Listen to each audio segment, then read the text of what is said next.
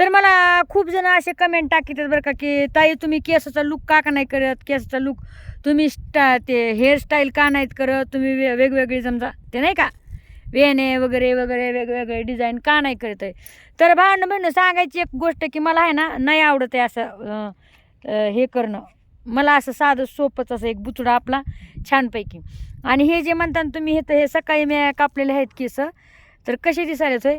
ही माझी पहिल्यापासून एक स्टाईल, म्हणजे पहिल्यापासून मला हीच एक आवडती बरं का. इथून असा हे भांग वन साईड आणि हे केसामाग आपलं कानामागचे असे.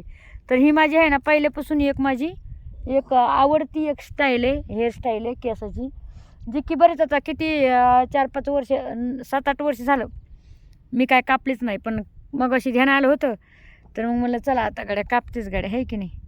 तर कशी दिसती मला नवीन माझी हेअरस्टाईल सांगा बरं कमेंटमध्ये. कसली सुंदर दिसायली बाय मी, के मस्त दिसायली.